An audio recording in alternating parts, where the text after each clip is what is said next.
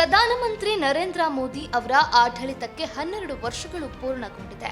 ಈ 12 ವರ್ಷಗಳಲ್ಲಿ ಭಾರತದಲ್ಲಿ ಹಲವು ಮಹತ್ವದ ಯೋಜನೆಗಳು ಮತ್ತು ಸುಧಾರಣೆಗಳು ಜಾರಿಯಾಗಿದ್ದು ದೇಶದ ಅಭಿವೃದ್ಧಿಯ ದಿಕ್ಕನ್ನೇ ಬದಲಿಸಿದೆ ಎಂದು ಕೇಂದ್ರ ಸರ್ಕಾರ ಹೇಳ್ತಾ ಇದೆ. ಮೊದಲನೆಯದಾಗಿ ಜನ್ಧನ್ ಯೋಜನೆ ಬ್ಯಾಂಕ್ ಖಾತೆ ಇಲ್ಲದ ಕೋಟ್ಯಾಂತರ ಜನರನ್ನ ಬ್ಯಾಂಕಿಂಗ್ ವ್ಯವಸ್ಥೆಗೆ ತಂದು ಆರ್ಥಿಕ ಒಳಗೊಳ್ಳುವಿಕೆಯನ್ನ ಹೊಸ ದಾರಿ ತೆರೆದಿತ್ತು.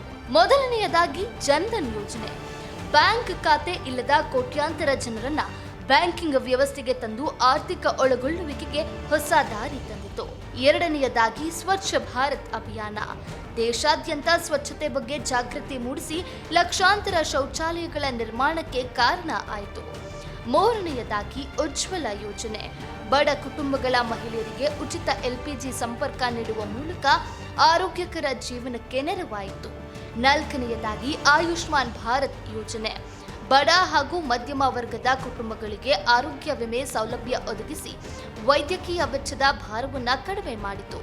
ಐದನೆಯದಾಗಿ ಪ್ರಧಾನಮಂತ್ರಿ ಕಿಸಾನ್ ಸಮ್ಮಾನ್ ನಿಧಿ ಯೋಜನೆ ರೈತರಿಗೆ ವಾರ್ಷಿಕ ಆರ್ಥಿಕ ನೆರವು ನೀಡುವ ಮೂಲಕ ಕೃಷಿ ಕ್ಷೇತ್ರಕ್ಕೆ ಬೆಂಬಲ ನೀಡುತ್ತಾ ಇದೆ. ಆರನೆಯದಾಗಿ ಮುದ್ರಾ ಯೋಜನೆ ಸಣ್ಣ ಉದ್ಯಮಿಗಳು ಮತ್ತು ಸ್ವಯಂ ಉದ್ಯೋಗಿಗಳಿಗೆ ಸಾಲ ಸೌಲಭ್ಯ ಒದಗಿಸಿ ಉದ್ಯಮಶೀಲತೆಯನ್ನ ಉತ್ತೇಜಿಸಿದೆ. ಏಳನೆಯದಾಗಿ ಡಿಜಿಟಲ್ ಇಂಡಿಯಾ ಮತ್ತು UPI ವ್ಯವಸ್ಥೆ ಡಿಜಿಟಲ್ ಪಾವತಿ ಕ್ಷೇತ್ರದಲ್ಲಿ ಭಾರತವನ್ನ ವಿಶ್ವದ ಮುಂಚೂಣಿಯ ರಾಷ್ಟ್ರಗಳಲ್ಲಿ ಒಂದಾಗಿಸಿದೆ. ಎಂಟನೆಯದಾಗಿ GST ಜಾರಿ ದೇಶಾದ್ಯಂತ ಏಕೀಕೃತ ತೆರಿಗೆ ವ್ಯವಸ್ಥೆ ರೂಪುಗೊಂಡು ವ್ಯಾಪಾರ ವಹಿವಾಟು ಸುಲಭ ಆಯಿತು. ಒಂಬತ್ತನೆಯದಾಗಿ ಮೇಕ್ ಇನ್ ಇಂಡಿಯಾ ಹಾಗೂ PLI ಯೋಜನೆಗಳು ದೇಶೀಯ ಉತ್ಪಾದನೆ ಮತ್ತು ಹೂಡಿಕೆಗಳನ್ನು ಹೆಚ್ಚಿಸಲು ಪ್ರಮುಖ ಪಾತ್ರ ವಹಿಸಿದೆ. ಹತ್ತನೆಯದಾಗಿ ಜಲ್ ಜೀವನ್ ಮಿಷನ್ ಗ್ರಾಮೀಣ ಪ್ರದೇಶಗಳ ಮನೆಗಳಿಗೆ ಕುಡಿಯುವ ನೀರಿನ ಸಂಪರ್ಕ ಒದಗಿಸುವ ಗುರಿಯೊಂದಿಗೆ ಕಾರ್ಯನಿರ್ವಹಿಸುತ್ತಿದೆ. 11ನೆಯದಾಗಿ PM ಆವಾಸ್ ಯೋಜನೆ ಬಡವರಿಗೆ ಮನೆ ನಿರ್ಮಾಣದ ಕನಸನ್ನು ನನಸಾಗಿಸುವ ಪ್ರಯತ್ನ ನಡೀತಾ ಇದೆ.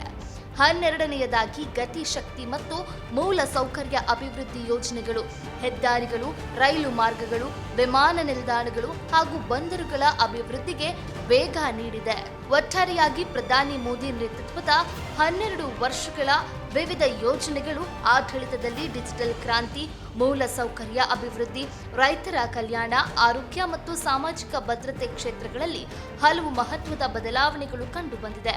ಇದೇ ಕಾರಣಕ್ಕೆ ಈ 12 ಯೋಜನೆಗಳು ಭಾರತದ ಚಿತ್ರಣವನ್ನೇ ಬದಲಿಸಿದ ಪ್ರಮುಖ ಹೆಜ್ಜೆಗಳೆಂದು ಪರಿಗಣಿಸಲಾಗುತ್ತಿದೆ.